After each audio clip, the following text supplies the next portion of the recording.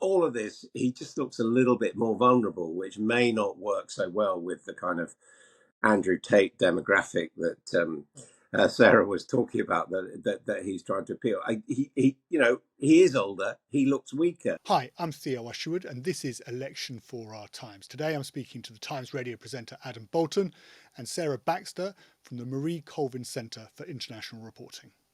Thank you both very much for joining me this morning. Can I just start by asking you, Sarah, looking at the polls, it is much closer today than it was a week ago between Harris and Trump. Yes, insofar as there's been any movement at all, it does appear to have been in Donald Trump's direction. I do think, however, that many voters have already made up their minds, and a staggering number of voters have already voted. He does seem to be on a bit of a last-minute roll. He was as well in 2020 after suffering a coronavirus attack. He came back with a roar, but by then it was too late. So what we really don't know is whether the polls can tell us anything at this stage, or whether they're simply repeating, as they have done for weeks, that this race is too close to call. Adam, are we in danger of overblowing Trump's position? I think we're in danger of overblowing the polls, in the sense that their level of accuracy in recent elections is quite questionable, and also the fact that it's almost on a daily basis. Over the weekend, it was quite clear that the momentum, if you took the average of the polls, seemed to be with Trump. I mean, today there are a couple of very good polls come out, certainly at the national level, for Harris. So it confirms exactly what Sarah's saying, that this looks like, if you look at the polls, it looks like a very close race. And while everyone talks with great expertise about the minutiae of the swing states and which way they're going, again, if one look at recent elections, in the end, by and large, they tend to all flip one way or the other. Now, I'm not saying they're going to do that this time necessarily, but some of this, he's 0.2 of a point ahead in the latest poll from Wisconsin, may not actually mean that much. And just one other final thing about American polls. I mean, we don't have a great record with British general election polls, but American polls there are many more of them. The sampling is much more questionable in most cases. And then, on top of that, this year, we do have a phenomenon of so-called Republican-leaning pollsters. Even according to some of the independent assessors, roughly half of the 60 people publishing polls are deemed to be Republican-leaning, and those people who are trying to produce aggregates are correcting for that factor in the figures they produce. So I just say, just be a little bit cautious about only talking about this election in terms of polls. I think, values or vibe can matter as much as anything else. So you're in Pennsylvania. When you're out speaking to voters in what, of course, is a key swing state for the White House, what sense do you get that actually they're starting, or do you even get a sense that they're starting to look towards Trump over Harris, if we are to, believe or to see on the ground that actually things are much tighter than they have been previously? I think things are very tight. I think it's true that Hispanics, for example, are more inclined to vote for Donald Trump than they were. That seems to be borne out by people I've been talking to. On the other hand, an enormous number of women support Harris. And one thing I've been very struck by in Pennsylvania is that there are far fewer Donald Trump signs around the place than there were in 2020. Yes, they are around, but I've also seen, just in my own community, a smattering, and I won't say more than that, of a few more Kamala Harris signs. So that just confirms what we all know, which is it could go any way. It's all about who turns up, either in advance for the early vote or on the day at the polls. Can each side maximize their turnout? Arguably, the Democrats have a better ground game than the Republicans, but the Republicans may have a little wind in their sails at the moment. So there's all to play for in these final few days. Adam, when we know that both candidates are trying to woo particularly the Latino vote. And we also understand that actually this vote splits quite along gender lines. Men tend to prefer Donald Trump, women for Harris. Is this a case of abortion being a key electoral issue, or is there something more complex going on in terms of why we're seeing this split, particularly in the Latino community, but also in the black community as well in America? Well, there's no doubt that women's health, as Sarah says, is a really major issue alongside the economy, and it's one that Kamala Harris has been quite successful at playing. Not so much she is prepared to use the word abortion, but it tends to be about framed in terms of a woman's right over their own bodies, and some pretty graphic celebrities getting involved with slogans which I won't repeat now. But I suspect that, what we're seeing is, even amongst white women who have tended to vote Republican, it appears with Kamala Harris and this issue that, Donald Trump, if anything, is only about 1 point ahead there. And he remains ahead. He remains behind, with Latino women and black women. And even when we talk, and there's been a lot of talk about this, about black men, younger black men, being more prepared to vote for Trump, even when you accept that that's going on, that is still a minority of young black male voters going for Trump. So I think, people look for momentum, and they don't necessarily, when they say, most black young men are voting for Trump, that's simply not true. More black young men are voting for Trump. That could make a difference, but it is an important difference. If this election, Sarah, is going to be so close, what, in your view, happens if we end up in a situation where the result is actually decided not on, going in the early hours of Wednesday, but actually it ends up dragging on? It's impossible to see, isn't it, that one side easily gives way, waves the white flag and says, well, I'm really sorry, we've lost, especially if it breaks slightly in favour of Kamala Harris? Yes, I mean, it may be the case that things are going to break fairly decisively in the Electoral College one way or the other. And so I don't think we should rule that out. I think women voters could deliver a surprise result that would show Harris convincingly win. And conversely, if they don't show up, then perhaps this is Donald Trump's election and he'll sweep the board. So we shouldn't assume that it's necessarily that a tight race is going to result in a tight electoral college result. Yeah. But if it does, undoubtedly there are going to be a lot of protests. For a start, in a shocking figure, Axios has come up with a report that says that 19% of the American people think that Trump should refuse to accept the integrity of the result if he loses. That's a hell of a big number. And they're talking about not 19% of Republicans, 19% of Americans. Conversely, about 12% of Democrats say the same thing. I do think, though, that it's the Republicans who are better prepared to try and challenge the victory, if there is one for the Democrats, by every means possible, by trying to throw out results they don't like in various states, where they do have state legislatures that will give them the power to do that. Now, whether or not we can see scenes like the January 6th riot, I'm not so sure, because the levers of government at the moment are held by the Democrats. But there are an awful lot of people with very strong views in this country, an awful lot of weapons, and who don't believe in the fairness of the electoral process. Goodness knows why, given how tight the polls are.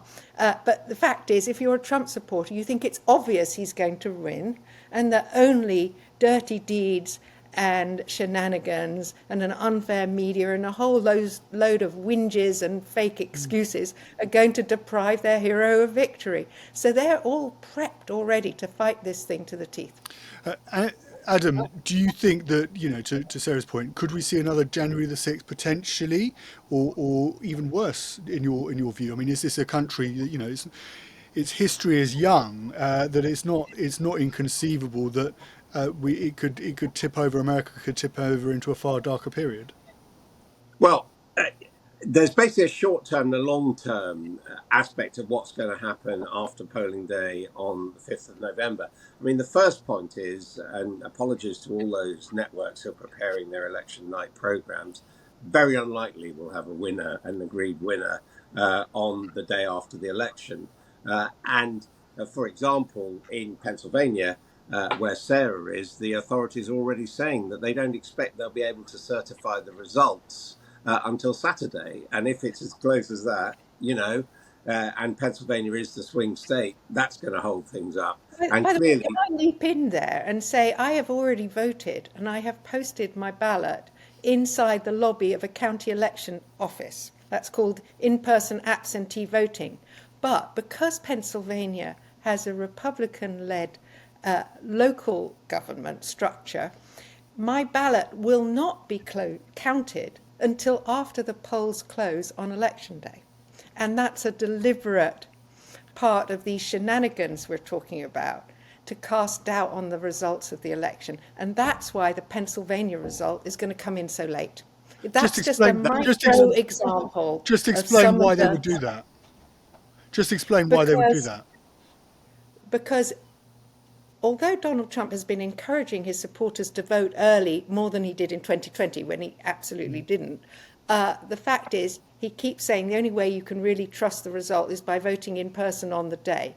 And he expects that more Republicans than Democrats will vote in person on the day. So the first votes to be counted in Pennsylvania will show a Republican lead. Adam. And then the postal votes will start to be counted, and the Republicans will be able to cry foul because of that, because we'll see the picture become much more blurry. I understand. yeah, I mean, we already know that more than 200,000 registered Democrats have cast their votes than registered Republicans. So you can see how that goes. But what we have seen, in a lot of states, it's a quite deliberate attempt by supporters of Donald Trump to cast questions and put in procedural traps in the way the voting is going to be counted state by state.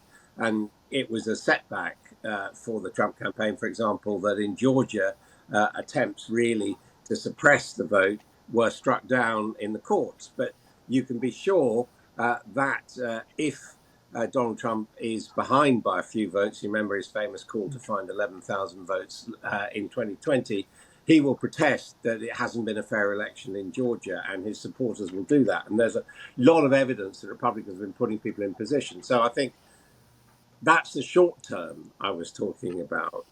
And, there is a very clear goal, which is if by the time we get into December, the Electoral College is not complete and is not in a position to vote, then we go into a contingent election where, on a state by state basis, the delegations in the House of Representatives vote. And guess what?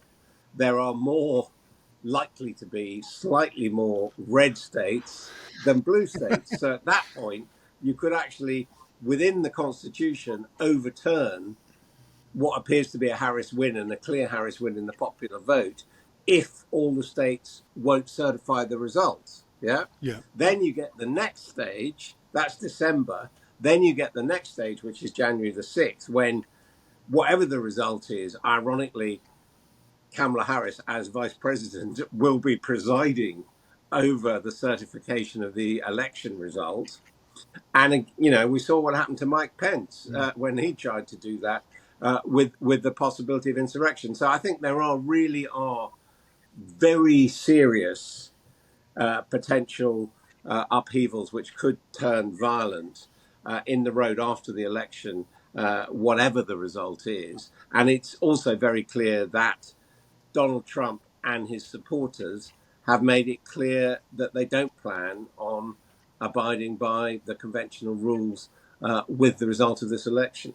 So do you think there's a definite tactic here? And I mean, you talked about your own voting in Pennsylvania, but actually there is something, this is all about sowing the seeds for a backlash, if you want to call it that, but something, as Adam's saying, we end up with a situation going in through the rest of November, potentially into December, where he's gearing up for or laying the groundwork for acknowledging that he necessarily won't win cleanly, and actually he wants to give himself the backup of a contested vote, which he can then he's got a much stronger chance with if it comes to that. Yes, I think that's definitely true. I mean, I'm a bit of an optimist. I tend to think that if Donald Trump loses this election, it will become apparent he lost the last election. The Republicans didn't do as well as they expected in 2022.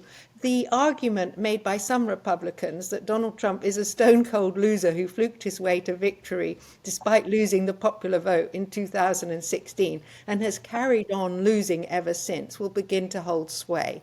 And maybe the penny will drop among enough Americans who like Donald Trump that he isn't the all-conquering hero they assume.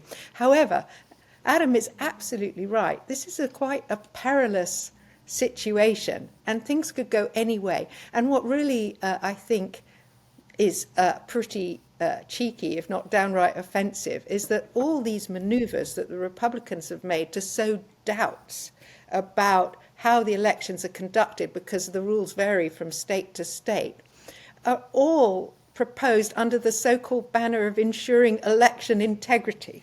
Almost every move the Republicans have made to gum up the works has been about improving what they call election integrity after the election was so-called stolen the last time. And this is part of this very big disinformation war that is happening in America at the moment on a scale that I find frankly incredible. Can we just move on to McDonald's and this and Donald Trump dressed in his pinny at a drive-through, serving up fries, burgers to, I understand, pre-vetted supporters. Adam, was this a masterstroke by his campaign?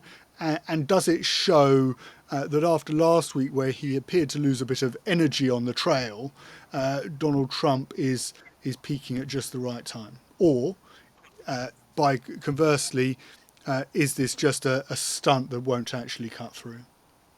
Well, I think it was cleverly calculated, and it was good pictures, whether you need it or not. And as has been pointed out, there's a sort of contrast between him working in McDonald's but still doing it in his suit and tie. So, not deserting, if you like, his kind of leadership uniform.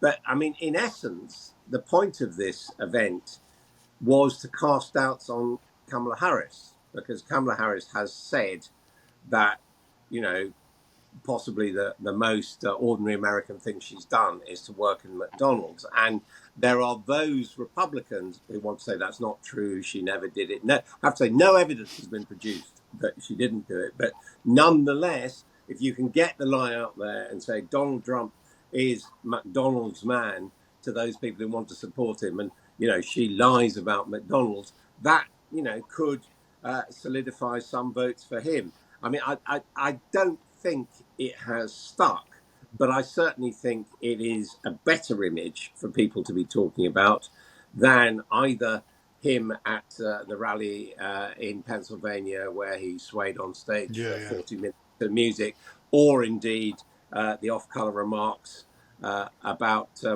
the anatomy of the golfer Arnold Palmer. We'll come on to that at the end. Don't hold that thought.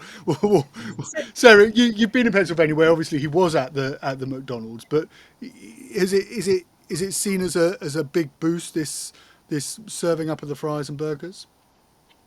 Donald Trump is at his best and most comfortable when he's being entertaining and something of a goofball comedian. That's the way the American people like him best. But there is a sinister undertone to what this McDonald's shoot represented. And I'll explain. I mean, first of all, I must have done about 4 jobs at least as a teenager, where I don't remember who I worked for, where no records would exist. I don't remember people's names. They won't remember me, and could never say that I was there or not. I can tell you I worked in a pub, a hardware store, a bakery, a sweet shop. You know, this is all gone. Water under the bridge.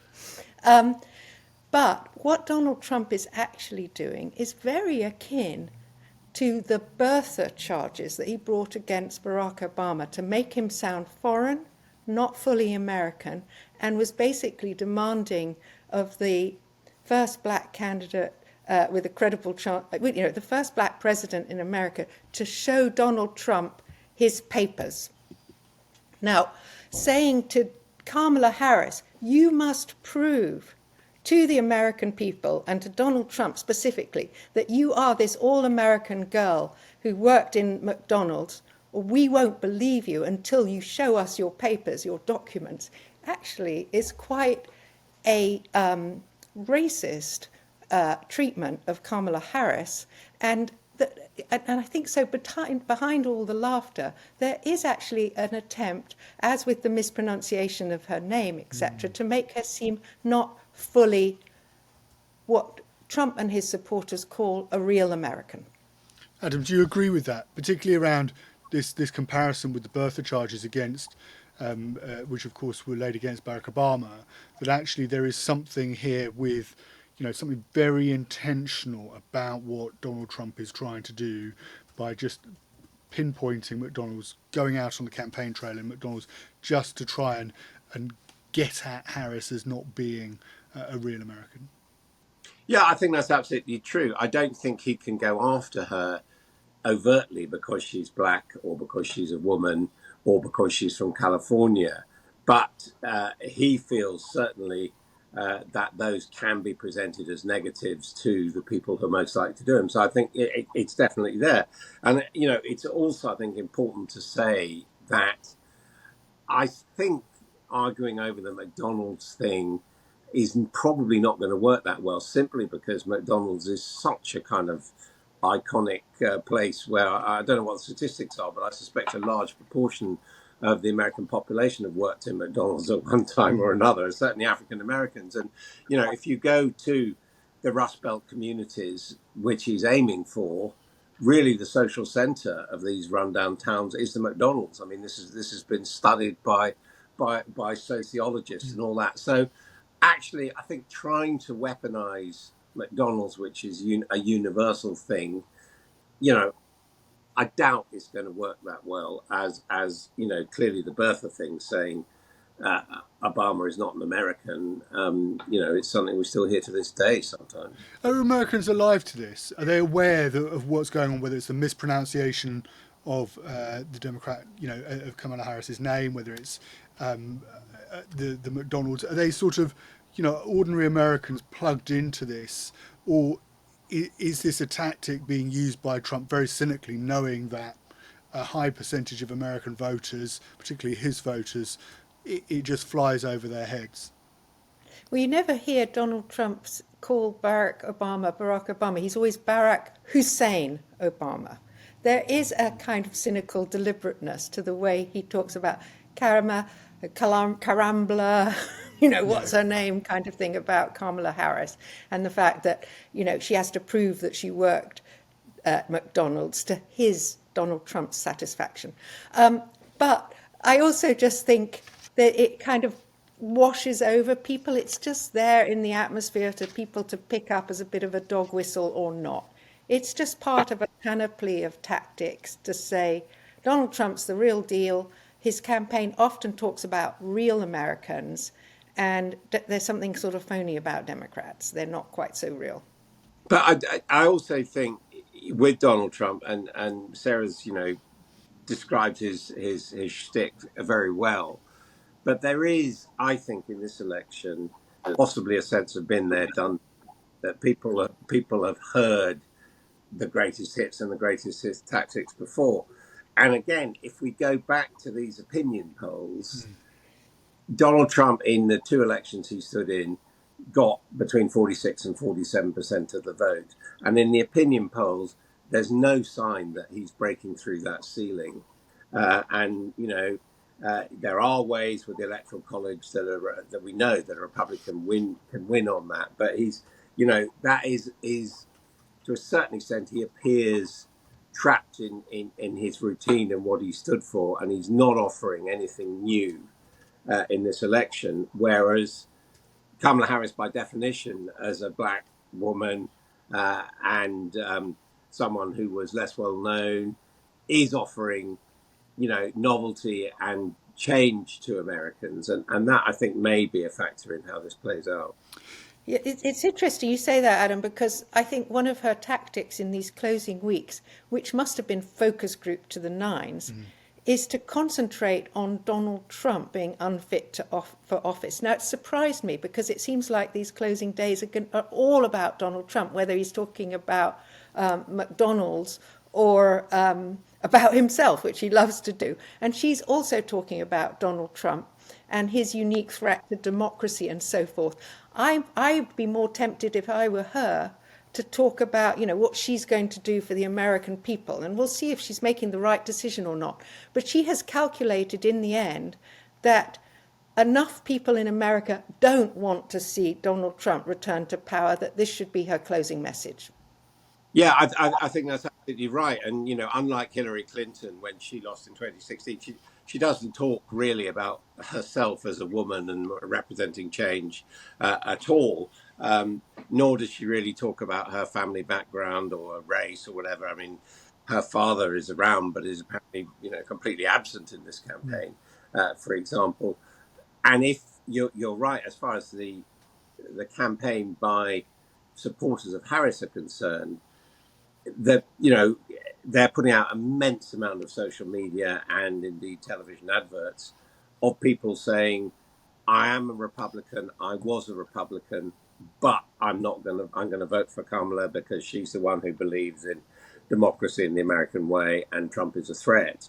And to me, I don't know whether it seems like that to you, but I have been impressed not just by the generals and the former workers in the Trump White House, but by the number of ordinary citizens they appear to be managing to find who are prepared to stand up and say that. Can we just finally move on to the comments made by Donald Trump about Arnold Palmer, the former professional golfer? He said, Arnold Palmer, this is Trump I'm quoting here, was all man. And then he goes on to say, when he took showers with other pros, they came out of there. They said, oh my God, that's unbelievable. And this has brought a strong rebuke from Arnold Palmer's daughter, Peg Palmer Wears, who told ABC News on Monday, hackneyed anecdotes from the locker room seemed disrespectful and inappropriate to me.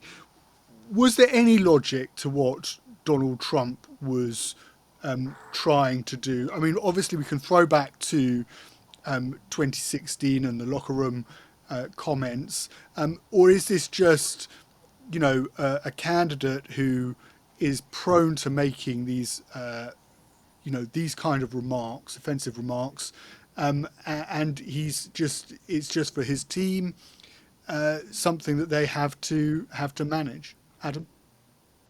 Well, some of his critics are saying that his sort of lack of inhibitions in bringing up Arnold Palmer's appendages is a sign of mental degeneration, that his inhibitions are going and he's more inclined to make these remarks. So that is being used by some people to say, look, he's not fit. And certainly that is the line which we've seen from Kamala Harris, not talking about this specifically, but about the mental state as she sees it of her rival. But to go back to what Sarah was saying right at the beginning, there is an element of this kind of vulgarity being Trump.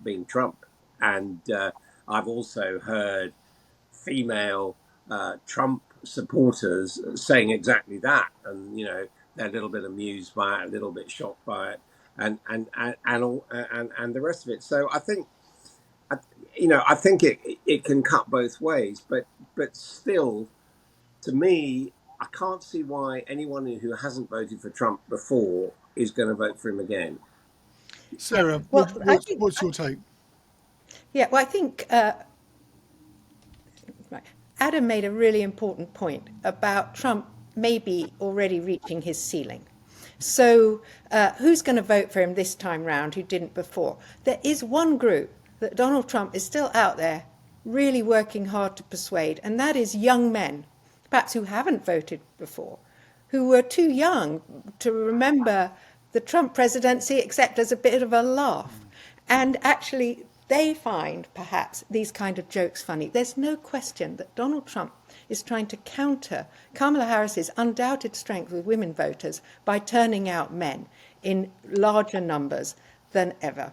And this is a big part of his strategy. He's got Elon Musk's support. Elon Musk is the world's biggest male influencer at the moment. So he's been going on male podcasts. He's been consulting with his 18-year-old son, Barron, about who he listens to, and then is going and being interviewed by him. So when he's joking about Arnold Palmer's junk, he's also being one of the lads, one of the boys, saying, you guys, you're comfortable with me, this kind of locker room talk, this is great. Of course, if he then becomes president, and don't forget, he's older now than Joe Biden was when he ran in 2020. Donald Trump will be 82 if at the end of his presidency if he wins again. If he starts talking in disinhibited ways from the podium, it will be seriously embarrassing for America, and we'll see then that Kamala Harris was right, that he's in mental decline. Do you think he's in mental decline already? Well, he may be. People say he's not as sharp as he was. Definitely his speeches are more boring and more rambling. They have their viral moments. That weird stuff that he pulled at a so-called town hall where he just switched to swaying to music for over half an hour with a big banner that declared Trump is always right, as if it didn't matter what he said, he can just stand there and sway. That was definitely weird. So stuff is going on. People who knew him well in 2016 and 2020 say he's not quite the same man. And, he's only going to get older. He can't fight Father Time. So something may be going on there that we're not fully apprised of at the moment. He hasn't released his medical records.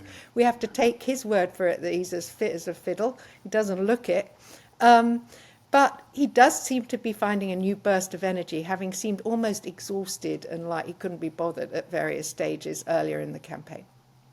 Adam, do you think that Donald Trump is losing it? I mean, you've met him, of course, previously. Do you think that he's just slightly lost that sharpness? He's different to the man that we knew from 8 years ago? I think, one of the things about him is that he was a very bullying figure, if you like, before, and that was part of his sort of macho male appeal. And all of this, he just looks a little bit more vulnerable, which may not work so well with the kind of Andrew Tate demographic that Sarah was talking about, that he's trying to appeal. He is older, he looks weaker. And of course, one of the ironies of this campaign is that all the things that were said about Joe Biden, now that Joe Biden is about the race, everyone looks around and, who do they apply to? To a certain extent, just because, as Sarah says, because of age. So I think that is one of the differences. He's not as sharp as he was. He has clearly cut back on the interviews. And again, I think this is quite interesting because, we know that in going on Fox News, it was quite deliberate attempt by Kamala Harris to try and appeal to the Fox demographic, the Republicans, and what I find very interesting is she then said she wanted to go on Joe Rogan, which is possibly an even bigger, stage to make an appeal to doubting Republicans, if you like. And clearly she hasn't got an invitation to do that. And that does suggest to me that Joe Rogan probably thinks it wouldn't be very good for Trump if I had her on. Sarah, final word. Well, we've talked about the gender gap. The most reliable voters we've talked about the gender gap. The most reliable voters in America are women. Another hugely reliable group are college-educated voters. Now, both these groups are all in for Kamala Harris. So she's got an inbuilt advantage there. Doesn't mean it's going to work for her. But if she wins, women will have delivered her victory. If she loses, all hell's going to break out in the Democratic Party. That's all from me, Theo Usherwood. My thanks to Adam Boulton and to Sarah Baxter for joining me today. To get everything on the US election, subscribe for more updates or go live to Times Radio.